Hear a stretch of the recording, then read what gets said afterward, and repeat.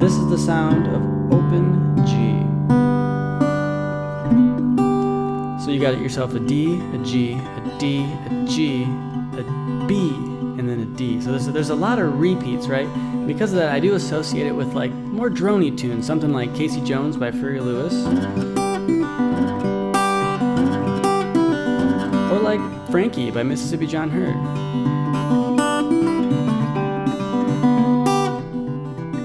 You know, things that sound like they could have been written on a banjo if not a guitar. And that's because this tuning, it's essentially a 5-string banjo tuning.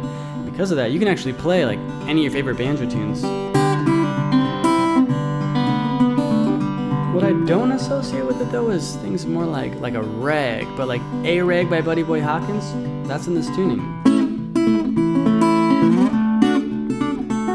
Or like Ragged and Dirty.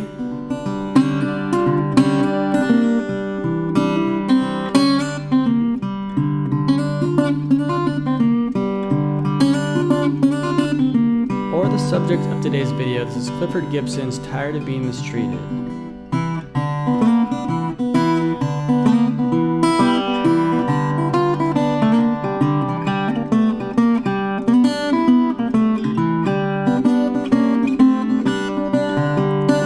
Talk about who he was, who he played with, and how he completely changed the way, at least I think of open G. So there you go, Tired of Being Mistreated. Dang it. I'm gonna keep that take. I don't even care. You know how hard that was? That took 20 minutes. I'm serious. That took 20 minutes to do. So this all came about in one of my recent live streams over on Patreon, where we're trying to transcribe this tune, Tired of Being Mistreated by Clifford Gibson. Now, he's not really a household name, but he was one of the first kind of what's called like an urban country blues star. So he wasn't like from the country. He's from Louisville, Kentucky, but he later moved to St. Louis. He got to know folks like Lonnie Johnson, which is super evident in his playing style. He also recorded with Jimmy Rogers. And yeah, he was just like a working musician. And he's just so good. It's always left me wondering, like, why isn't he more well known? Why did he just fall into like the lesser known cracks of the country blues guitar? Because his stuff is astounding. And honestly, it's just kind of been like a little bit intimidating to try to learn, because I don't know, it almost sounds like almost like a horn player is playing this stuff than just a guitar player. So anyway, recently on the Patreon, I did my best to transcribe it on the live stream, and I just assumed he was playing in standard. And so that's what we tried. We tried to just figure this out in standard tuning. And is it possible? Well, absolutely it's possible. I gotta go back to standard to tell you, to show you. Now you have to capo 1 to match the pitch of this record. He was also known for capoing. I did know that going into this, so I wasn't too surprised with capo 1. But if you capo 1 and play D shapes, you're actually in the key with him. And here's how it would look in standard.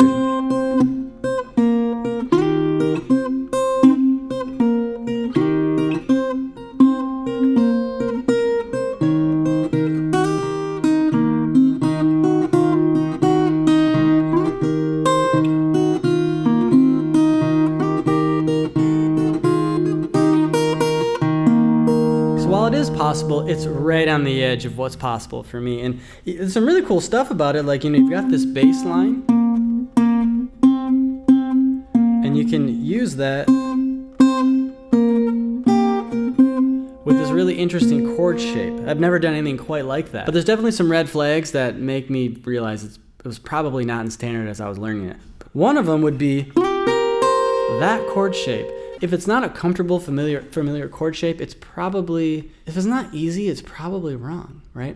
If it doesn't feel natural under your hands.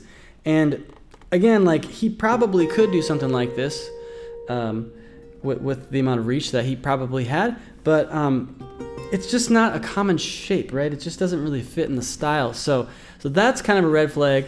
I didn't even get that far in the live stream before I realized it, because there's one standout thing in the recording that jumped out at me, and I was like, oh crap, we're on the wrong route. But there's something that jumped out at me, actually. We got to back up. That alarms me that we might be playing the wrong shapes here. That one and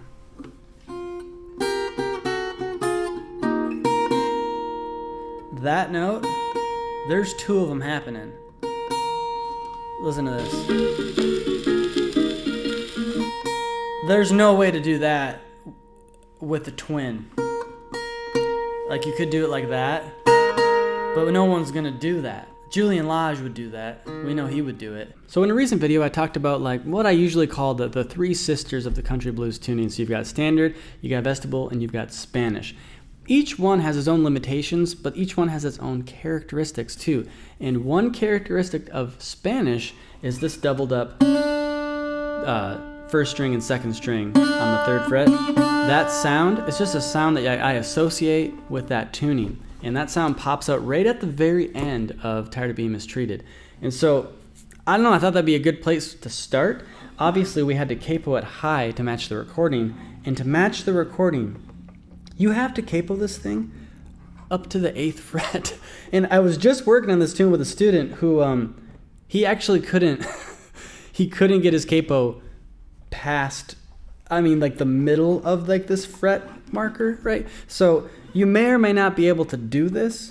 If you have a cradle capo, you might need to check out like a Shub or Lord Save Ya, a Kaiser. You might have to go that route. Either way, this will match the recording, and it's very interesting. Look how much wasted neck there is when we had that 1st fret with D shapes, right? Now we have 8th fret and G, open G shapes, but it's going to give us the same key. It's so weird. So you might be asking yourself, like, why would I do it then, right? Why would I capo so high, lose all this fingerboard when I could just do it in standard? You proved to me that it can be done. Well, you're about to see.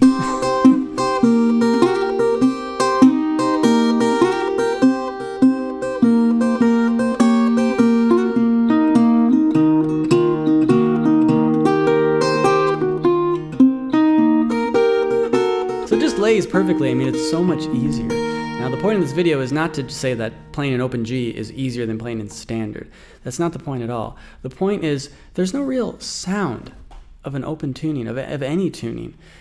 When you're listening to a musician and you want to learn how to play like them, it's not the sound of the tuning that you're hearing. It's the sound of the musician. Now, the tuning has its own characteristics, and it's good to be able to, hear those things and retune your guitar to match them.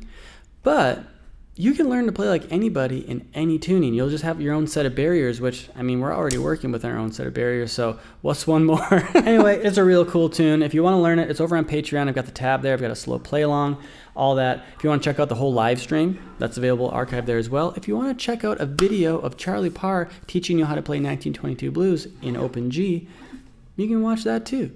There's a whole bunch of stuff to do. That one's like 3 minutes. It's pretty quick. You should just watch it either way.